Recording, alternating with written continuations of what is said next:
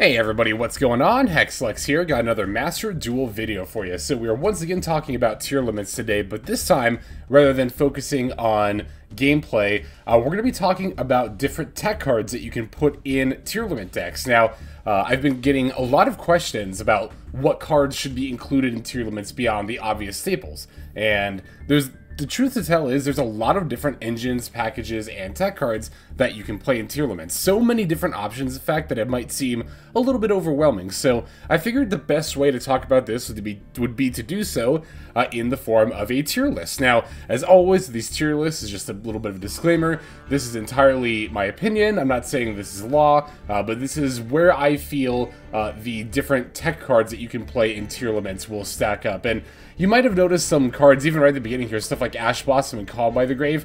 You would often think of those more as staples and less as tech cards, but with Tearlaments, the deck is built in such a way that you can really put a lot of different cards in, like including staples, but they're not needed. Or I guess cards that are more traditionally staples, like, you know, Ash Blossom, for example.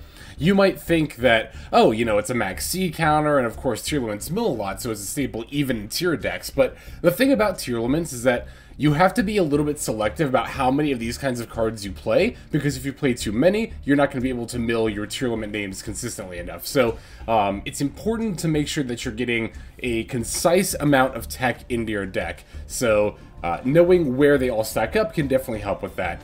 Now, for my tiers here, it's pretty self-explanatory, S, A, B, C. And then meme, I don't know, this might be a bit mean to say meme instead of D. If I put a card in the meme tier, that doesn't mean I think it's terrible. Here's the thing, actually. None of these cards that I have listed here are terrible in a Tearlaments deck, but it's a matter of picking the best ones. So if I call a tech meme, it's only relative to the other cards you could play in the deck there. But in any case, let's just go ahead and get started here with our first card, which is Ash Blossom and Joyous Spring. So I actually just end up kind of using this card as a bit of an example, as a card that you would often think of as a staple, but when it comes to Tearlaments specifically, is actually a bit more of a tech. So as far as Ash Blossom goes and how good I think it is in Tearlaments, it's meh, it's alright. I think it's a pretty nice baseline B here. It's a card that, oops, sorry, I bumped my mic a little bit. Let me adjust that again there. Okay, there we go. Yeah, so it is, you know, a good baseline card to have, but again, I just think there are going to be better options. That said, if I saw an Ash Blossom, you know, in a Tearlaments deck, I wouldn't, like, you know, I wouldn't look funny at it. It's like, it's a fine card to include, but we can definitely be doing better. The main problem with Ash Blossom, particularly against Tearlaments, is that negating one search or one mill is just really never going to be enough. Occasionally, you can use Ash Blossom against like Rhino Heart that they normal summon, and then they don't have another play, but that's honestly pretty rare that that happens. So, yeah, I don't know. Ash Blossom, again, alright, but I just don't think it does quite enough to make it every single time. Next up, we have Call by the Grave. This is another card that's pretty typically considered to be a staple card, but when it comes to the Tearlament deck, I actually am not the biggest fan of Call by at all, and that's because Call by the Grave will not only negate the effects of the banished card for the turn you activate Call by, but also for the next turn as well. So even if you use it during your opponent's turn, if you hit like a miller, a shuffler, well, you probably wouldn't hit a miller in the mirror match, but if you hit like a shuffler, they'll probably just chain the shuffler, and if you had a Tearlaments name, then you know, you can't use that Tearlaments name for your next turn as well. And it can often be detrimental even in your own turn as well. I actually don't have, I should have put, but I don't have a Crossout Designator here, but I don't like Crossout Designator for the same reason. Like, you know, let's say your opponent normal summons Rhino Heart and then mills a Havness, and then you go to Call by / Crossout Havness. Well, that also means you can't use that particular Fuser, Havness, for your opponent's turn, and that can actually be extremely relevant. So I don't really like cards in general in the Tearlament deck. I was going to say Mirror Match, but like, honestly, saying Tearlament deck and Tearlament Mirror Match are kind of interchangeable, just given how frequently you see this deck on ladder, but I don't like effects when playing the Tearlament Mirror that negate both card effects. So in general, I think Call by is a little meh. I'm actually going to put it in the C category. I think it's even below the Ash Blossom and Joyous Spring here. Alright, for our next card, Guardian Chimera. So Guardian Chimera is an extra deck monster that we've probably all seen once or twice in Branded Despia, but occasionally Tearlaments can play it as well. The thing is, though, you need to be playing Polymerization, like straight up Vanilla Poly, and then often King of the Swamp as well, but not necessarily to make Guardian Chimera, but you do need to play Vanilla Polymerization in order to make Guardian Chimera. I understand why people like Guardian Chimera, but I think it's just a bit extra, right? The fact that we have to put in a regular polymerization, which, again, is not the worst thing you could be doing, but you could be doing a lot better, in my opinion. Guardian Chimera, if there were a better / easier way to summon it, like off the Tearlaments monsters, I'd totally be in favor of it. But the other thing, too, about Guardian Chimera is that the materials you fuse from have to be from your hand and field, so no Tearlaments monster can summon it off of its effects. I'm going to put Guardian Chimera in the C category as well. I think it's actually even below the Called by the Grave. I don't know, I'm honestly a little tempted to put it in meme, but I don't think it's like quite that bad. I don't know.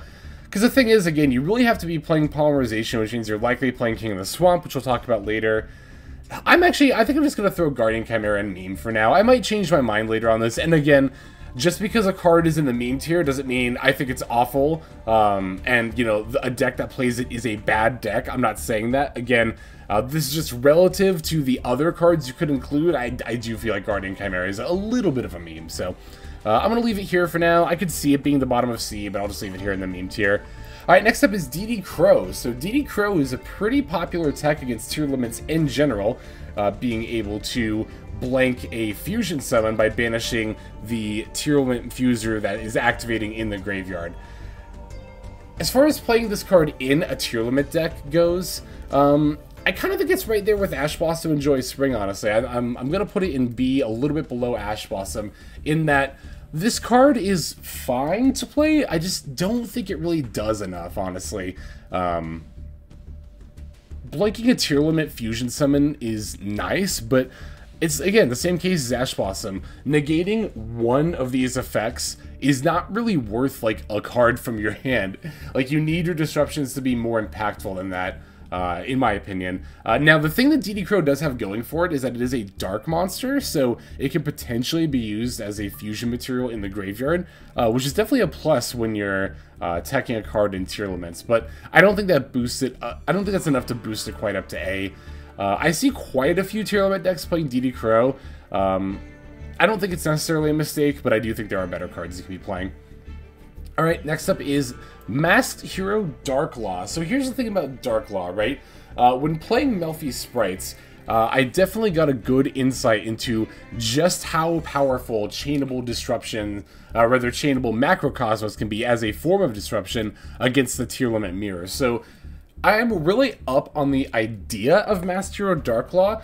The problem is actually not Darklaw itself, but rather Mask Change 2. Mask Change 2 is the way that you get out Darklaw in Tearlaments. It's a quick play spell, you discard a card, and then use a monster on your field. I don't remember if you specifically tribute it or you just send it to the graveyard, but either way, you send it, and then you get to summon a Masked Hero from your extra deck of the same attribute. So obviously you have plenty of dark monsters. Mask Change 2 sends the dark monster and summons the Darklaw. But yeah, the problem is Mask Change 2, really. You need to, like, it's not situational. I won't call it that quite, but it is a little bit, honestly. Because you need to have Mask Change 2, a card to discard, and then a dark monster you want to send to make Darklaw. Now, the card to discard and dark monster aren't really that big of a deal. It really is just trying to get the Mask Change 2, right? Especially as we're milling a bunch of cards. Unlike a lot of other cards you can tech on this list, Mask Change 2 is pretty bad when milled. It actually, you know, it doesn't really benefit you at all. And you can't really effectively get it back from graveyard to hand. Actually, you can't really get it back from grave to hand at all. So, it's just not consistent enough. I don't know. I've still been thinking of trying out the Darklaw in the extra deck. And then, of course, the Mask Change 2 in the main. I'm a little torn to put this on the bottom of A or slot it into B as well. I think I'm going to end up slotting the Darklaw into the B tier here. I think it is close. If I'd had more personal experience with it, or even seen somebody else summon it. I mean, I haven't even seen... I mean, I've run into Tearlaments decks where when I then go to look at their list, they have the Darklaw and the Mask Change 2s, but I've never actually, like, had a Tearlament opponent resolve and summon this monster. Again, I don't think it's Dark Law that's the issue here. I think it's more Mass Change too. Alright, next up we have Diviner of the Herald. So, I think this card is honestly, like, a kind of on the cusp of being a staple. I guess that's more what, like, S and A are, right? Like, S and A are, like, these are still techs, but they're really close to being core cards to a Tearlament deck. And I think Diviner of the Herald is kind of the epitome of that, so I'm going to go ahead and throw her in the S tier. Diviner of the Herald, you definitely don't need it, but playing it opens up, in your extra deck, it can open up the Barone, it opens up a lot of Sprite Elf plays, and being able to use this to send a Shuffler from deck to graveyard is huge. Or if you know you're not playing the mirror match, then sending a Miller from deck to graveyard is even huger. It's also kind of flexible in that you can send Orange Herald or another copy of itself to make her level 4, and then you can use her to make it Abyss Dweller that way as well. I only play one copy, and I think one is about all you need. I've been tempted to play a second, though, just to mill it a little more often, because, again, summoning Diviner back from Sprite Elf is a fantastic play. And, honestly, yeah, I don't know. This is, like, I think, gonna be probably close to, if not the top of S tier for me, because I do consider, again, at least one, maybe two, not really three, though. I think three is definitely too many. You don't want to be normal summoning this monster. But I do think that one copy is, like, close to being core, just not quite there. You could definitely get away without playing it, but I do think you will be missing a little bit of that extra oomph that Diviner can bring if you don't play it. Alright, next up we have Evil Swarm Exciton Knight. This is a really, really interesting tech choice for the extra deck here. I'm going to put it in A tier, honestly, even though it's not one that I see too terribly often. I have actually had an Exciton Knight dropped against me. I think I was playing a different deck, though, like it wasn't a mirror match. But I have had a Tearlament player drop Exciton Knight on me. Basically, Exciton Knight is like, it's kind of like Zeus. It's a board wipe, but it's just a generic, you know, rank 4. Like, it's just 2 level 4 monsters. So, in a lot of ways, it can be better than Zeus, because Exciton Knight can be used proactively instead of reactively, and that can really matter sometimes. The situations that it comes up are definitely very niche, but I will say that the Tearlament extra deck tends to be really wide open.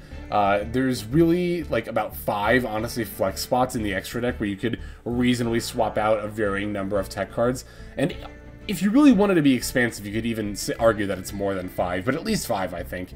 So, the Exciton Knight is definitely not something that will come up every single time. In fact, I don't think it'll come up very often at all. But when you do need the Exciton Knight, it's going to really shine. I don't have one yet myself, but I have definitely been considering crafting this card and trying it out in the extra deck there.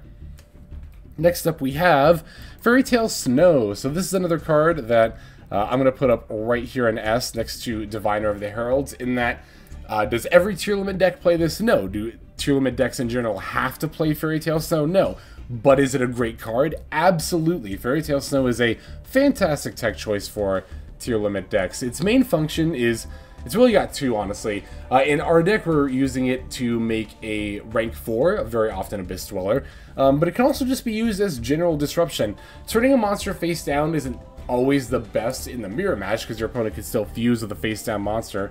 But that doesn't mean it's bad. If your opponent's got Rolkalos or Kaleidoheart out, or Dragostapelia or Baron, you can use the Snow to turn it face down and then force it in that regard. So that's pretty nice, and I've been very, very much liking Fairy Tale Snow. You could really make an argument that it's like should be above Diviner, but I think these 2 cards are very, very close. And again, when I put them in S tier, I mean that you don't have to play this card, it's not necessary, but I'll probably pretty much always include 1 copy of each of these cards in my Tearlament deck, the Diviner and the Fairy Tale Snow there. Alright, next card we're going to take a look at is Foolish Burial Goods. I'm really up on Foolish Burial Goods. I really, really like it in this deck. I'm not playing the Rainbow Bridge of Salvation, which we will, it is over here, we'll talk about this later, but I'm using Foolish Burial Goods to send Celiac in order to add a Tearlament monster from deck to hand. In a lot of ways, this card is pretty much straight up reinforcement of the army. Reinforcement of the army I actually should have included on here, because I see some people playing it. Don't, it's a meme. Like, yeah, it's good for searching Rhinoheart, and yes, starting your player with Rhinoheart is great, but it's the only target for Rhinoheart, and it's just just play Foolish Burial Good instead. Like, literally, Foolish Burial Good is just straight up better reinforcement of the army in this deck, because it can grab you your Rhino Heart, but if you want a Fuser, particularly grabbing Shiren is often, like, really good. Sometimes you can also use it to grab Merle, and then that will free up your Kiklo search to grab Crime, if you want to add it that way. So, Foolish Burial Goods, I don't think it's quite S tier, but it's really, really close. I'm going to call it A tier. Because, again, you don't really need to be playing any other packages to make use of this card in this deck. You can just send Soliak that way. Alright, next up, after Foolish Burial Goods, we have just regular old Foolish Burial. So, this card on paper, like, it seems like an obvious include to tier limit decks, right? You're like, oh, well, I've got all this stuff that wants to be sent from the deck to the graveyard. Why would I not play Foolish Burial? There is actually a reason to not really play Foolish Burial, and I've talked about this a little bit in my videos already, but Foolish Burial in this deck actually doesn't really do anything by itself at all. You might think, like, oh, you can Foolish a Miller, and to start milling cards, you can Foolish a tier limit name to fuse. If you don't need to do either of those, you can Foolish a Shuffler. Why is that not good? Honestly, the main reason it's not good is that this deck already, this deck already mills, like, with just about every breath that you take. So you really don't need to often send a specific card from deck to the graveyard, because nothing we're trying to mill is, like, limited to one or anything. It's not like Block Dragon, for example. But beyond that, like I said earlier, the Foolish Burial doesn't do anything by itself. Like, yeah, you can Foolish a Fuser, but you still need to have another material on your hand, field, or graveyard in order to fuse with. Yeah, you could Foolish a Miller, but that's not, that's just like, I don't know, it's not good to do on turn 1 if you don't know you're playing against the mirror, unless you're absolutely desperate. And yeah, at that rate, it's like, okay, so you have this card that's only good in this use if you're really desperate and have no other plays. And then sending a Shuffler is just so mid. Like, using a whole card just to send one Shuffler from deck to grave is, like, so completely mid. So you have Foolish Burial, which doesn't really do anything by itself, and the only instance when it does is in a situation where you're already so bricked up that Foolish is the only conceivable hope you have for a play. And it's like, it's limited. The card's at 1, so you can't count on it in those situations. Foolish Burial, I'm honestly going to put in C tier. I'm a little tempted, you know what? Maybe controversial. I'm going to put it in meme. It really would not seem like Foolish Burial should be this low. And I think, like Guardian Chimera, you could really make an argument for bottom of C or top of meme.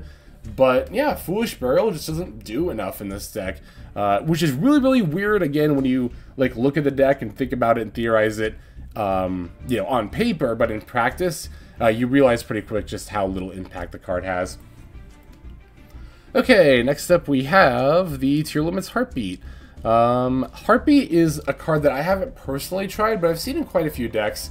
In my primer, I was kind of like, it's not really that great because it's not the best kind of back row removal in the world. But to be honest, a lot of the time this card is used is not even as back row removal, but to add a Tearlaments trap card from grave to hand. Particularly being able to recycle the Crime, the counter trap card, is extremely good. Tearlaments Heartbeat, I'm willing to put it in A tier. I've thought about trying it out myself, but I just haven't really gotten around to slotting it in yet. But I could definitely see this being right. I absolutely can see it being right to have a copy of the card in the deck. And who knows, maybe as lists get refined over time, we will find that like pretty much every Tearlament deck is playing a Heartbeat. But for the time being, I'm just going to go ahead and leave it here on the A tier. Alright, next up we have Infinite Impermanence. So, I've kind of mentioned before when talking about stuff like Ash Blossom and DD Crow how, you know, these one-off negates of, or from a hand trap are often not good enough. And you might think the same would be true of Infinite Impermanence. However, Imperm actually ends up being quite a bit better than stuff like Ash Blossom and DD Crow in and really against Tearlaments, because I've said this a lot before, Imperm can very often just end your opponent's turn if you use it on Kick Close, because it will not only negate that search, that initial search from Kick Close, but then they will also not be able to send it to the graveyard to special a Tearlament from hand and then mill 5.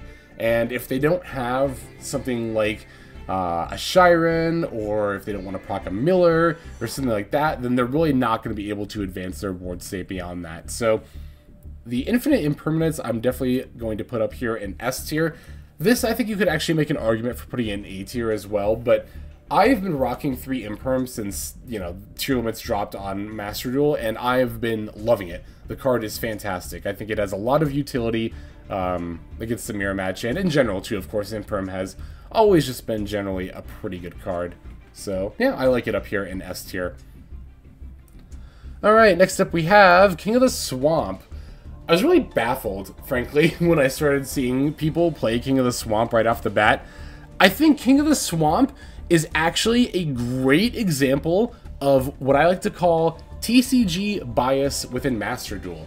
So what I mean by that is, a lot of people TCG side, when a deck releases on Master Duel, will immediately build like whatever the last TCG build of that deck was, and then they'll just throw like Max Season and be like, yeah, this is good. But Master Duel is a very, very different metagame. And you really do have to build decks from scratch. I feel a little lucky, honestly, that I don't play the TCG, because I get to come into each of these decks as if they're brand new, and I don't have really any previous bias to base that on. Even then, the Master Duel meta does tend to be a little more closely related to the OCG meta than the TCG, due to the nature of their ban list not lining straight up, but a lot more so than Master Duel does with the TCG side. King of the Swamp, I know people only started playing in the TCG when Kitclose got banned, so I really don't know why people put it in their Tearlament deck right off the bat in Master Duel, again, except I have to think, like, they were just used to playing it in the TCG, so they just brought it over here. I really thought long and hard about putting this card in C tier, but I gotta be honest, I'm just gonna put it in meme. I think even right before I recorded this video, I saw a tweet from, was it from Jesse Cotton, who was like, in all caps, like, stop playing King of the Swamp in Master Duel, and I definitely have to 100% agree, and, you know, if you go back and watch my videos, I was definitely saying that from day one as well. I don't know why you would want to play King of the Swamp, and people say, you know, because it's, you know, it's so you can play the Rolcolos without having to use Kitclose, and it's like, but we have Kitclose, and there's really, like what situation, unless you got disrupted or weirdly bricked up or have bad mills, would you, like, want to summon Rolcolos but not have access to Kitclose? It's just, I don't know. Kind of going back and forth on it, honestly, a little bit. This is, like, really all the meme tier stuff I could see at the bottom of C, but, we'll just go ahead and move on to Millenniumize Restrict, our next tech now here. I have to put this, though, right down here in meme tier with King of the Swamp, because the Millenniumize Restrict actually does rely on the King of the Swamp a little bit to function. You can actually summon Millenniumize Restrict off of Instant Fusion, but that's not really usually ever a good use of Instant Fusion. You would pretty much always just want to summon Kitclose anyway. Yeah, I don't know. The Millenniumize Restrict, so the reason you would need King of the Swamp then is because King of the Swamp can be used as a fusion material substitute for Relinquish, and then that's how you summon Millenniumize Restrict off of a Tearlament Fuser. I think this is a little bit like Dark Law, where it's like, Millenniumize Restrict, I think that card itself is actually pretty intriguing, its use in the mirror. The problem is that there's not really great ways to get it out in the Tearlament deck. You either have to Instant Fusion it, which again, 98% of the time you would just rather do Kitclose, or you have to play King of the Swamp, which, as I've just previously discussed, I really don't think is that good of a card in this deck at all. When Kitclose gets banned, yeah, then we're definitely going to jam King of the Swamp. But until then, I think it's a meme. And by extension, this Millenniumize Restrict, which is very heavily reliant on it, also ends up being here in the meme tier. Alright, next up we have Tearlament's Meta Noise. This is a Tearlament trap card that, when activated, you flip one of your opponent's monsters face down, and then you send a tier, I think you send a tier card from either hand or field, if I recall correctly. And then its other effect when it gets sent by a card effect is you can add a tier monster from your grave to your hand. So, unlike the other Tearlament trap cards, which both have pretty good functions, both as disruption and then when sent by a card effect, Soliac, remember, can negate monster effects and then also search for Tearlament monsters. Crime is an omni-negate counter trap that can also return your banished Tearlament monsters, so that can be a very good way to recycle stuff that gets specifically targeted and hated on by banished stuff. The problems with Meta Noise are that neither side of it are nearly as impactful as Solic or Crimes are. The turning a card face down, as I've already touched on in the mirror match with Snow, can come up, but it often doesn't. Snow is a lot more flexible than this, and Snow also has a lot of additional utility of being a body that can go into a rank 4. But with Meta Noise, it's like, again, flipping monsters face down isn't really that impactful because your opponent can still fuse with face down monsters. And then the other side of returning a Tearlament card from grave to hand is like, that's not bad, but it doesn't really come up that often because the Tearlaments, when they fuse, are going to put themselves back into the deck anyway. And really, Tearlament monsters in the graveyard often want to be there in order to be fused with. So there's not really as many situations where Meta Noise, either effect, would come up as the other trap cards. For that reason, I'm going to put Meta Noise in C tier. This is another one that's close. I think you would definitely argue for Meta Noise being in B tier, but it's not, I mean, like a lot of these cards lower on this tech tier list, it's not bad, it just doesn't do enough, in my opinion. Speaking of things that are not bad, but definitely don't do enough, Rainbow Bridge of Salvation. I've made my opinion on this card quite clear quite a number of times. That said, though, I actually don't think I'm going to put it in the meme tier. I think it's a very close call, but I think this one actually stays at the bottom of C tier. So, for those who don't know, Rainbow Bridge of Salvation is a trap card that when sent to the graveyard, you get to add a field spell and then a Crystal Beast monster from your deck to your hand. So this is added, or this is used to add, rather, the Primal Planet Perlerino from deck to hand. And then you also incidentally add Crystal Beast Emerald Tortoise because it's an aqua monster, so it can be fused with the Tearlaments. My whole thing with the Rainbow Bridge of Salvation is I don't like adding bricks to decks. A lot of people will argue that the Emerald Tortoise isn't a brick because it can be fused with. I think if you're just looking for aqua monsters, you could definitely do better, but of course it's only there because it's paired with the Rainbow Bridge of Salvation. But yeah, drawing Rainbow Bridge of Salvation sucks. This card is only good if it's milled or sent by Foolish Burial Goods. I will say, Perlerino is an extraordinarily powerful card, and I definitely don't fault people for wanting more ways to search it than just the one copy we have and terraforming. But at the same time, I don't think it's so good that it's worth adding bricks to your deck that doesn't already have them. So, I don't know. I'm very, very tempted to put this in meme tier. I honestly think it's about on par with King of the Swamp, but I do honestly think it's a little bit better. Like, very, very, very slightly better than, like, King of the Swamp is in this deck. So, I'm still not a fan of it. I'll still advocate, honestly, against it. But I don't think it's, like, the worst card you could be. There are worse techs you could be playing in Tearlaments. Do I really think Foolish Burial is one, though? I don't think so, honestly. I'm gonna bring Foolish Burial up to C tier. I'll put it up here. Yeah. See, but I was looking at Excitonite earlier. I think I'm actually gonna bring this down to B as well. So just a couple minor adjustments there.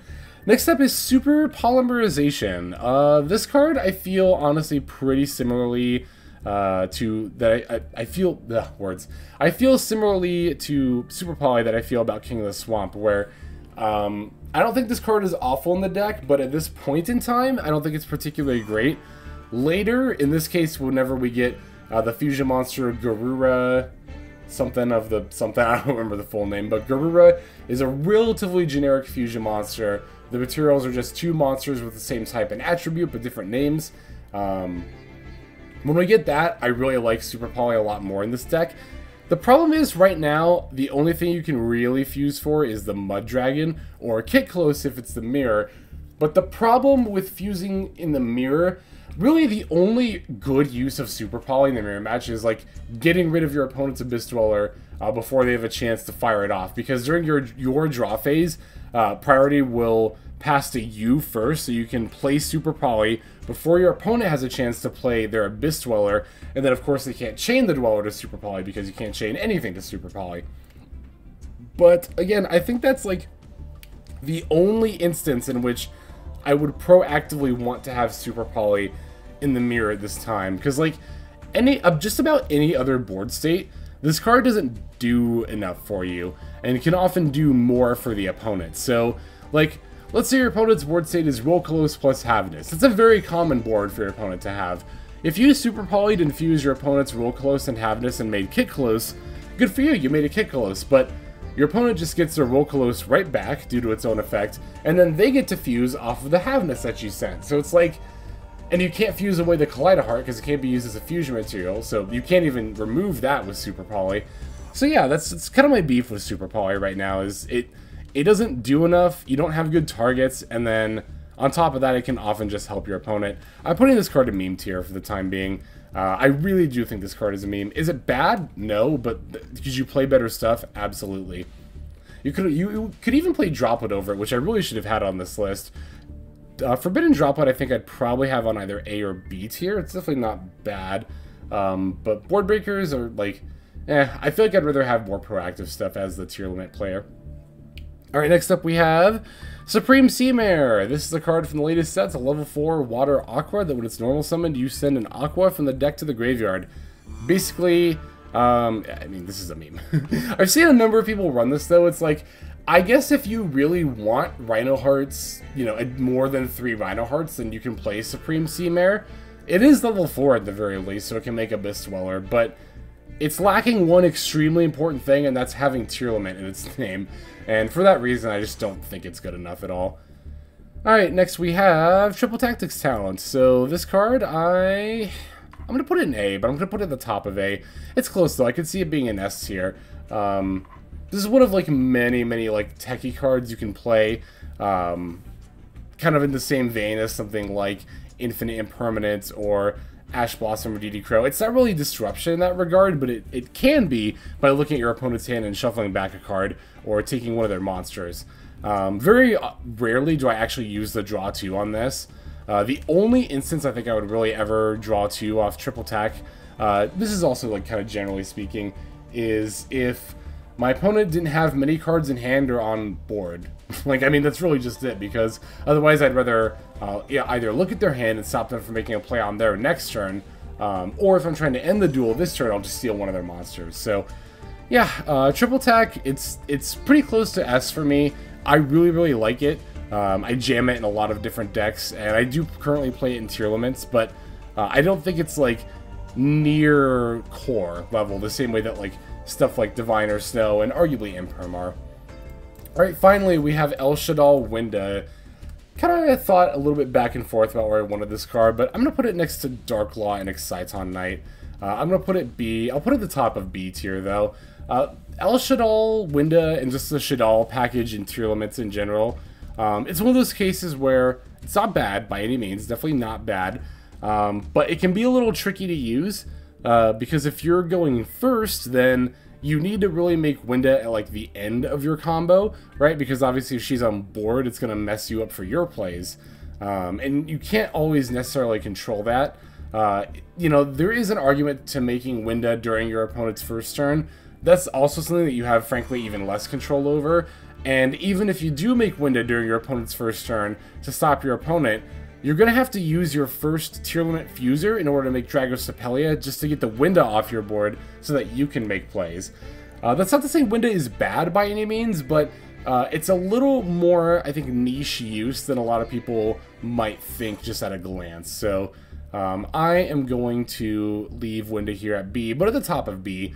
Among all of these like extra deck packages like Dark Law or Guardian Chimera, Millenniumize Restrict, or just extra deck text in general like Exciton, I definitely see more Windas than anything else. But Winda, I think oftentimes in the Shaddoll cards are like just barely not good enough to make the cut.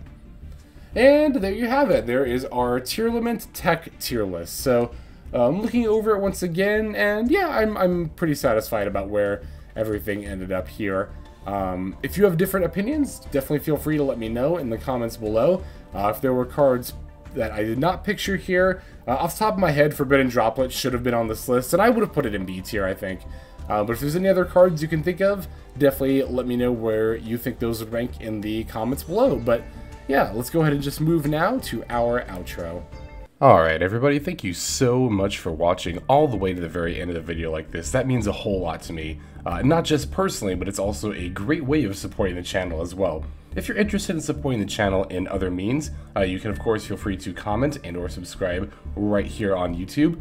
I'm always looking to the comments section. You guys leave some pretty awesome feedback as far as like constructive criticism goes when it comes to deck building, gameplay, channel content, all that stuff. So feel free to leave your opinion down there. I will be sure to take a look at that there. And then subscribing is going to be the best way to get notifications of when these videos drop. That does happen every day, by the way, so if you're looking for daily Master Duel content, you've come to the right place. And there are more places where you can get some daily Master Duel content. If you check out the description below, follow the top link over to my Patreon page. There for just $5 a month, which is as much as you pay for a booster pack, you'll find a lot more value than a pack full of filler over there. We've got some previews for content upcoming here on the channel. We've got some exclusive games that are only posted over on Patreon over there. We've got some Q&As, and then you can also have your name featured in this lovely credit sequence where I thank all of the people who are helping contribute over there on Patreon. It's a huge support to the channel, and it really means a lot as well. So thank you everyone who is donating that is featured here on screen. And again, you know, it's not just a pure donation, you do get some more daily Master Duel content over there just for being a part of the Patreon.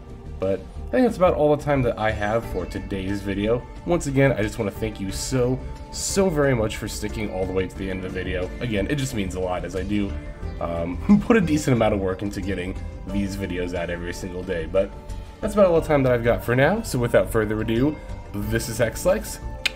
I'm signing out, and I hope you have a fantastic day.